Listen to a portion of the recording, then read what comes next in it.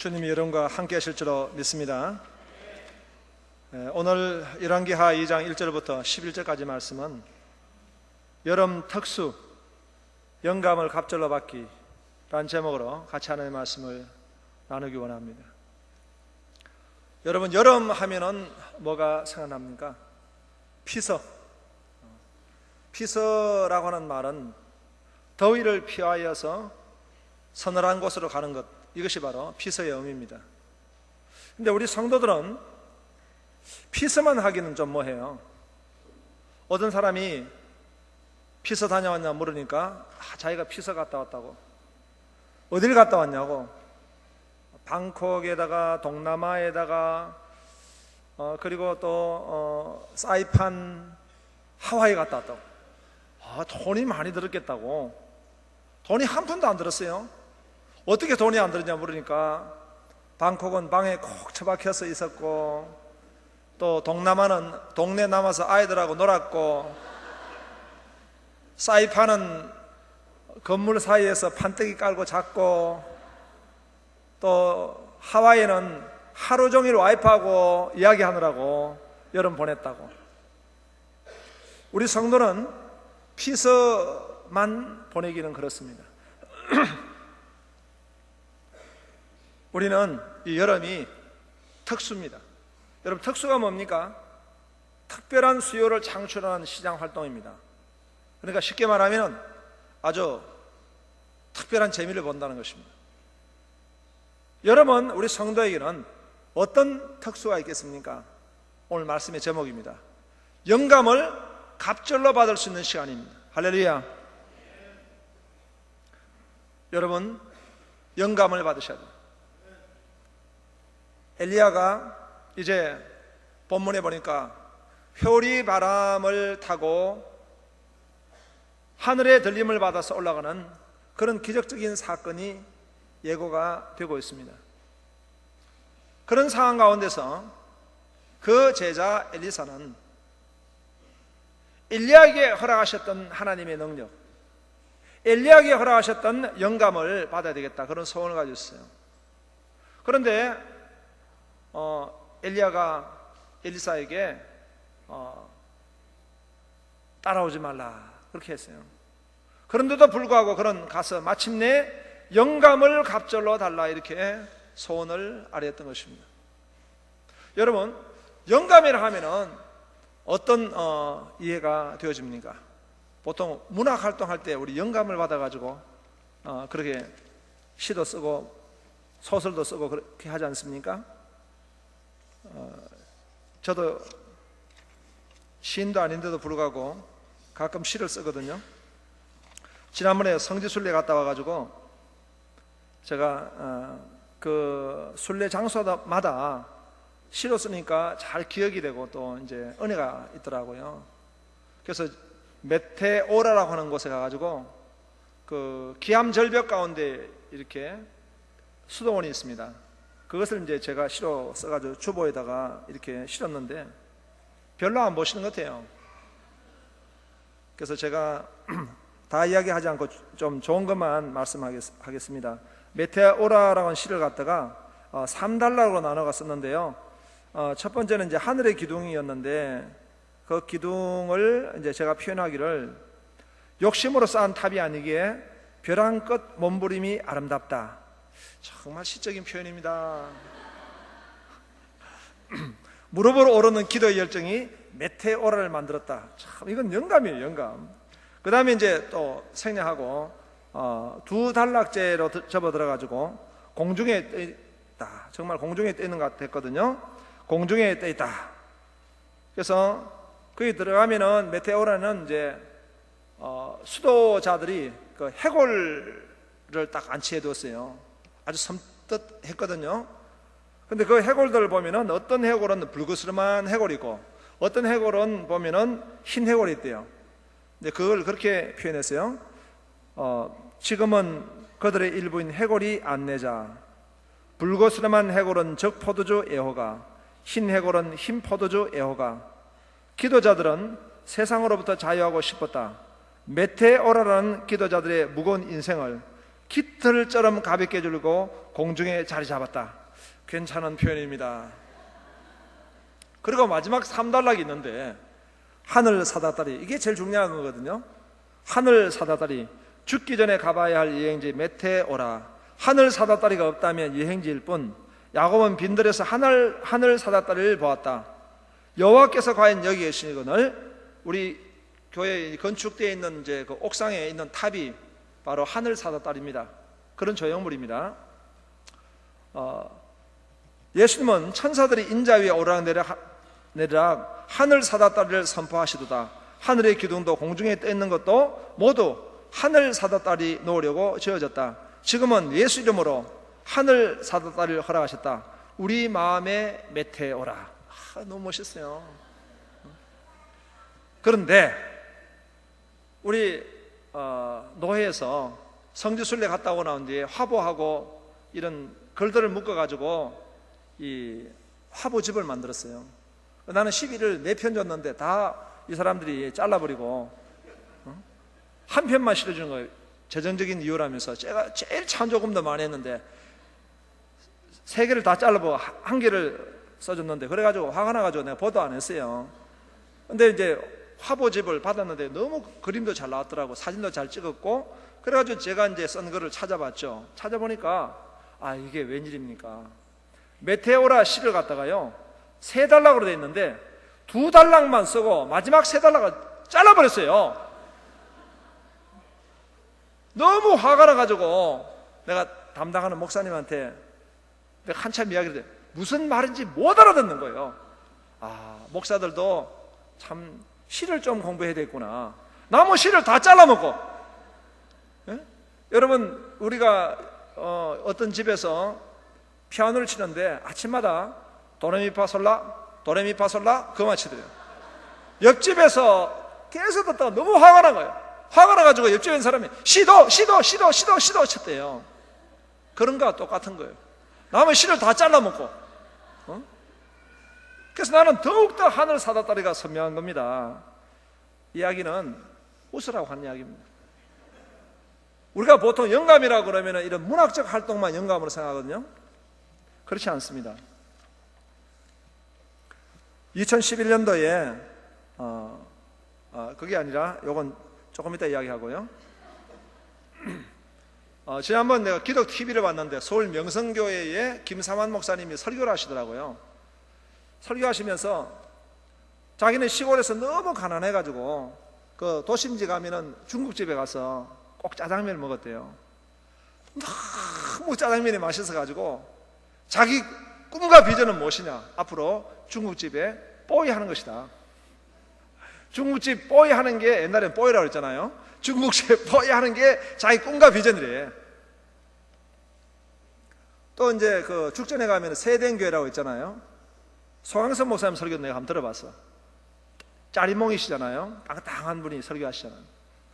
자기가 산에로 올라갔는데 산에서 자빠져가지고 뒹굴었대요. 그런데 너무 감사하게도 안 다쳤다는 거예요. 안 다친 이유가 뭐냐니까 엉덩이 살이 많아가지고. 그래서 내가 이 짜리몽하고 살찐 게 정말 감사하다. 내가 그 두 분을 보면서 어떻게 저렇게 목회를 잘할까? 짜리몽 때문에 목회를 잘하거나 또는 촌사람이기 때문에 목회를 잘하거나 그게 아니라 하나님이 그분들에게 영감을 주시고. 여러분, 목회를 잘하려 해도 영감이 임해야 됩니다. 2011년도에 오바마 대통령이 국정연설을 했어요.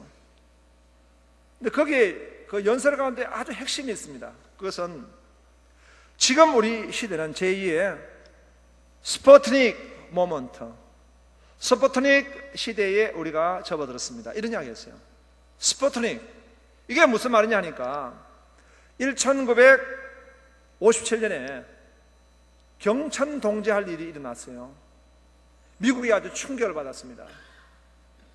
미국하고 같이 대결하고 있는 소련 공산국가에서요, 하늘에 스푸트닉이라는 인공위성을 쏴버린 거예요. 완전히 미국이 그냥 충격을 받았습니다. 샤크를 받아버립니다. 어떻게 저 소련이 스푸트닉 인공위성을 쐈는가? 그 뒤로부터 이 스푸트닉이란 말은요, 기존 어떤 질서 가운데 갑자기 상상할 수 없는 것이 나타나가지고 그게 충격을 주는 이런 변화, 이런 놀라운 도전을 우리는 스푸트닉 모먼트라고 이렇게 말합니다.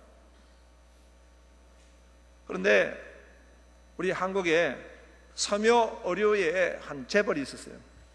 그 재벌의 아들이 이제 그 기업을 물려받게 돼 있는데, 이 사람이 1980년도 초에 중국을 갔습니다. 근데 중국이 그 당시에 개방됐을 때인데요, 이 섬유 의료를 하는 집이기 때문에 그 회사에서는 섬유를 많이 담당합니다.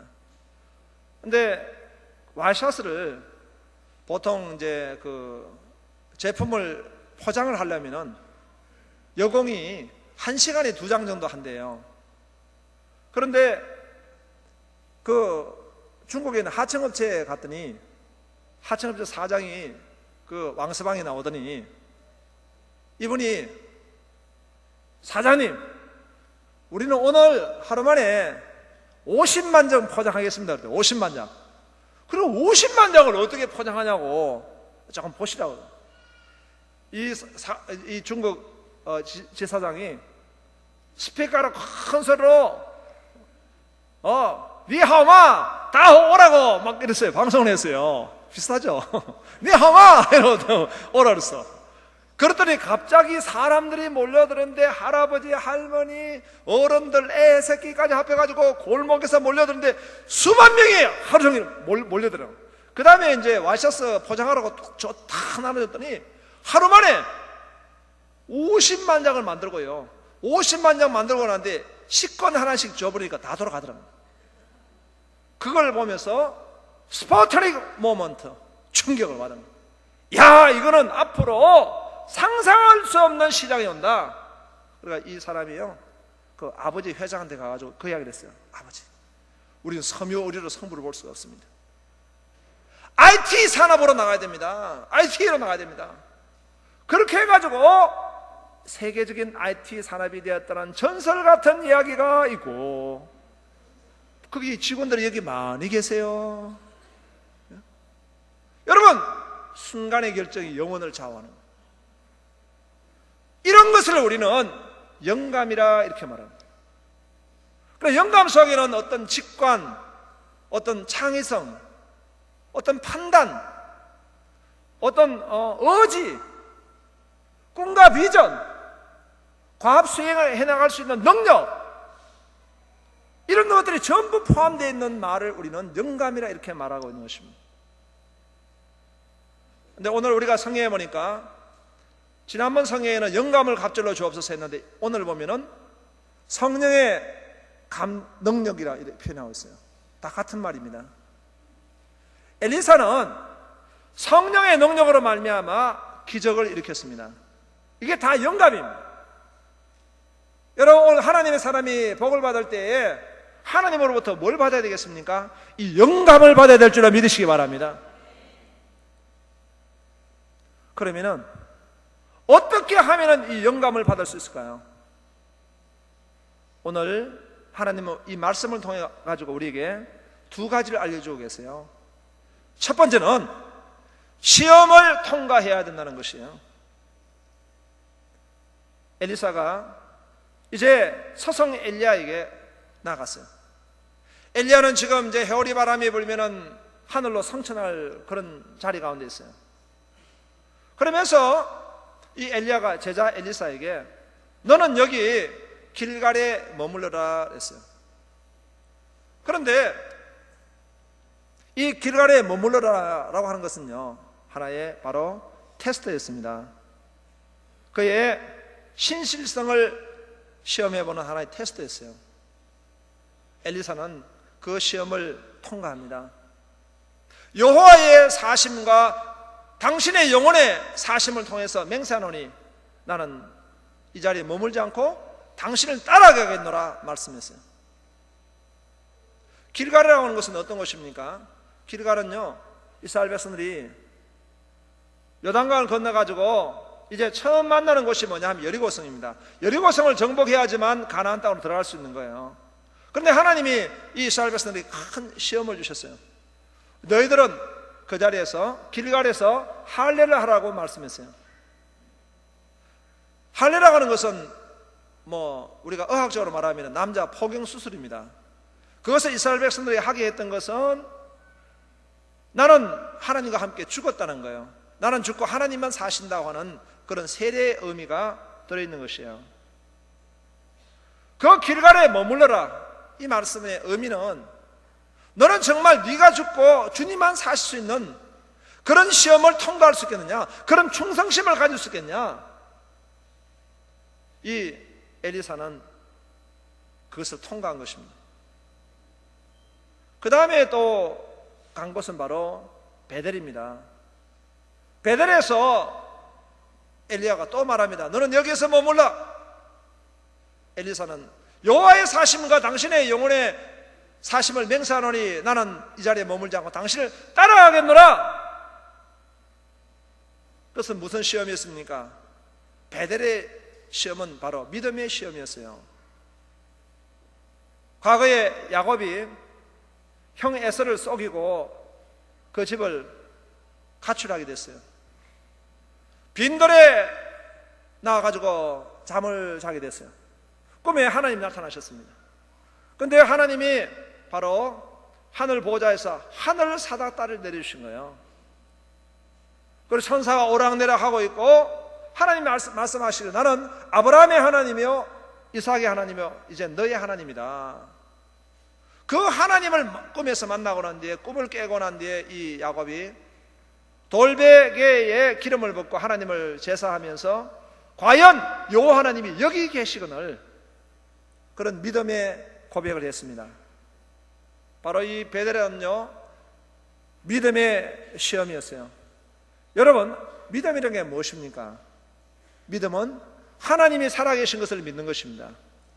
구하는 자에게 상을 주실 것을 믿는 것이 믿음입니다. 하나님이 살아계시고 죽으신 하나님이 아니라 살아계신 하나님, 오늘 나의 하나님, 그 하나님을 믿는 것이 바로 믿음인 것입니다. 이 믿음으로 나아가게 된 것입니다. 또 그 다음에 그들은 여리고성으로 가게 됐어요. 여리고성에 갔을 때도 역시 엘리야가 엘리사를 시험했습니다. 너는 이 자리에 머물라. 이 엘리사는 여호와의 사심과 당신의 영혼의 사심을 맹세하노니 나는 이 자리에 머물지 않겠노라. 나는 당신을 끝까지 따라가겠노라. 끝까지 나갑니다. 여리고성에서는 무슨 시험입니까? 순종의 시험입니다. 하나님의 이스라엘 백성들에게 여리고성에 나가서 싸우란 말씀이 아니라 여리고성을 아무 말하지 않고 돌기만 하라는 거예요. 하루에 한 번 돌았습니다. 7째 날은 7바퀴 돌고 그제서야 큰 소리 외칠 때에 여리고성이 무너졌던 것입니다. 아무 말하지 말고 하나님 앞에 순종하라는 것입니다. 여러분, 우리 신앙은요 순종할 때에 하나님 복이 따라붙는 줄로 믿으시기 바랍니다. 불순종하면 따라붙지 않습니다. 하나님이 말씀으로 명하실 때 순종해야 합니다. 하나님이 세우신 그 권위에 순종해야 합니다. 하나님이 인도하심 앞에 순종하며 나아가야 될 줄로 믿습니다. 이제 그렇게 순종하며 나갈 때 드디어 이들이 요단에 도착했습니다. 순종하면서 나갈 때에 요단강을 만나게 됐는데 요단강에 엘리야가 옷을 벗어가지고 그 물을 치니까 물이 갈라지는 기적이 일어나게 된 것입니다. 여러분, 순종은 하나님의 기적을 만나게 되는 그런 원인이 되고 그런 이유가 되는 줄로 믿으시기 바랍니다. 하나님의 기적이 나타난 거예요. 그럴 때에 이 엘리야가 엘리사에 물었습니다. 내가 네게 무엇을 줄꼬? 영감을 갑절로 주시옵소서. 할렐루야. 시험을 통과해야 합니다. 시험을 통과할 때에 영감을 갑절로 받는 것입니다. 여름에 우리 하이파이브 대회 동영상을 아까 전에 여러분 보셨어요. 우리 청년들이 참 예뻐요. 그 동영상을 아주 작품으로 만들어가지고 이렇게 오늘 여러분 보게 됐어요. 보면은 그 노래에 맞춰가지고 이 하이파이브에 이루어지고 있는 일들을 쭉 스케치해 줬죠. 함축적인 그런 의미 전달을 하고 있어요. 거기 보면 여러 가지 있습니다. 하이 1 영성 집회, 하이 2 전도 집회, 하이 3 또 바다 체험, 하이 4 지혜 3 나누기, 하이 5 가족 셀 발표대회 등등 여러 가지 많은 행사가 있어요. 재미있습니다. 즐겁습니다. 아주 유쾌합니다. 그리고 사랑스럽습니다. 그리고 또 정말 여름에 그런 귀한 휴가도 겸해서 좋은 시간들 우리가 만날 수가 있습니다. 그러나 다 있다 하더라도 참 중요한 거 하나 있습니다. 그것이 뭐냐? 그것은 바로 영감을 받는 시간입니다. 우리 교회는 1년에 몇 번 정도의 아주 하나님의 영감을 받는 그 귀한 시간들을 가져봅니다. 신년 금식 집회, 또 우리 세기비, 그리고 여름 하이파이브 데이입니다.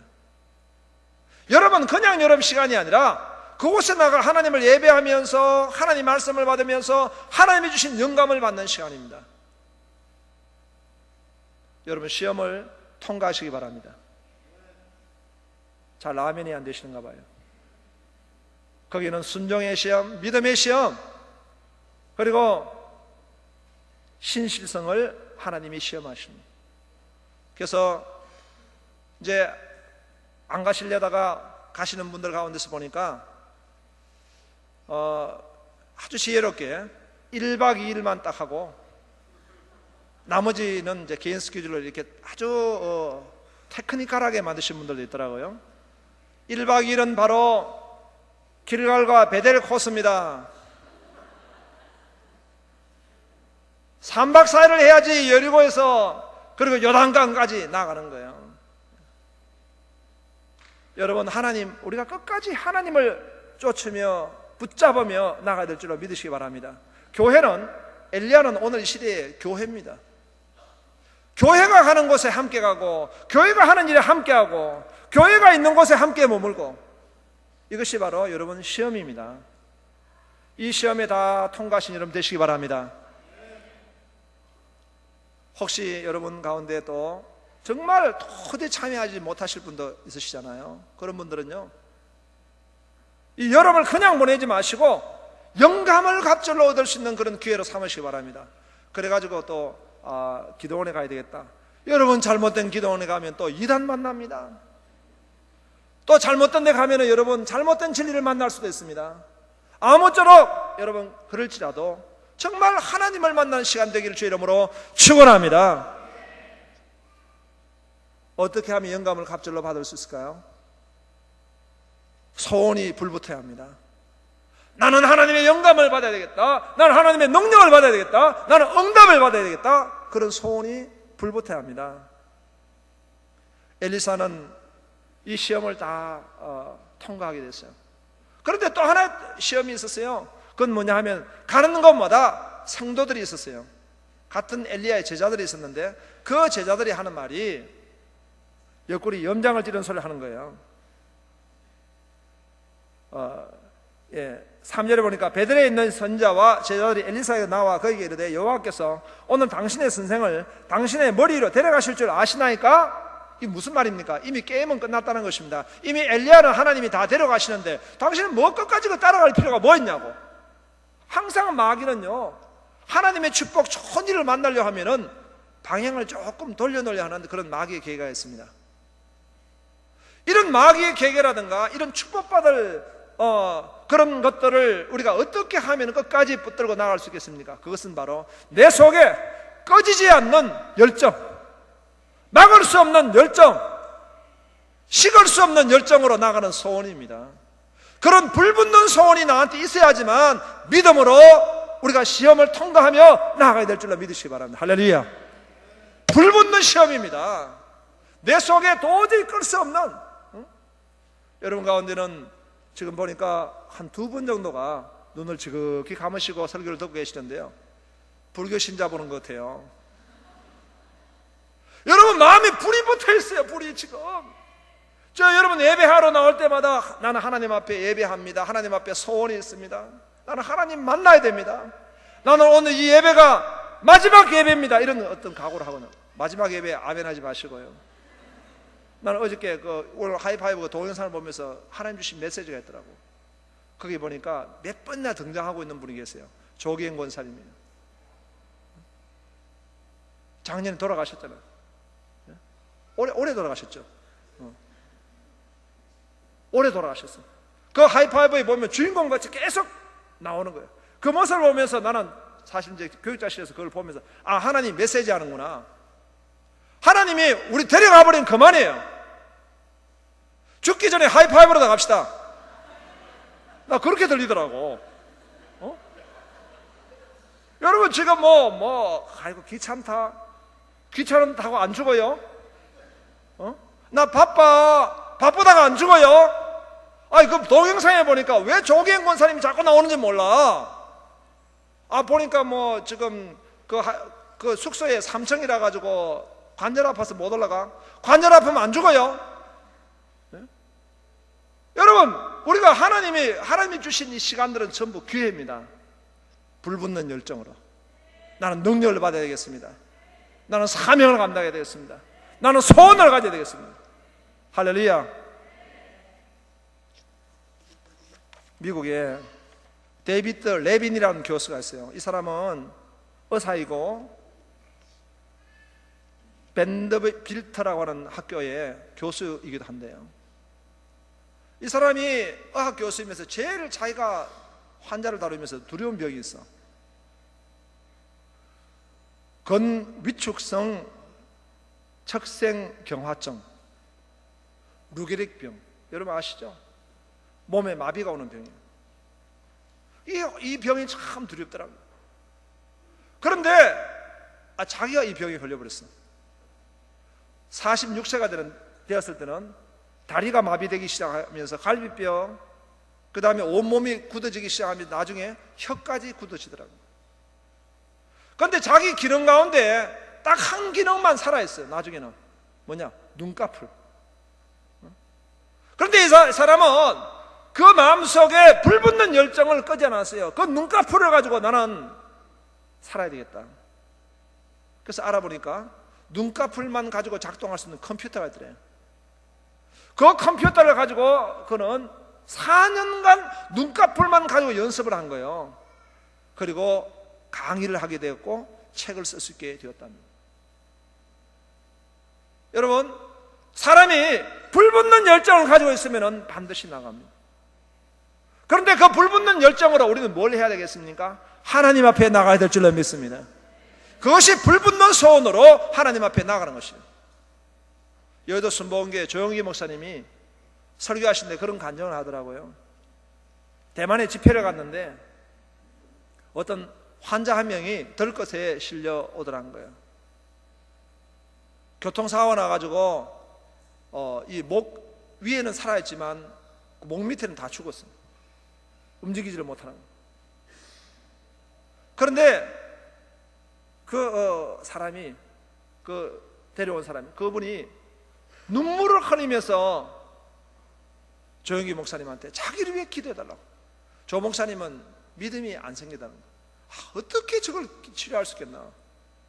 그런데 그분이 얼마나 간절히 소원을 하든지, 이 지금 목 밑에는 다 죽었는데 눈물을 흘리면서 말은 할 수 있으니까 자기를 위해 기도해달라고.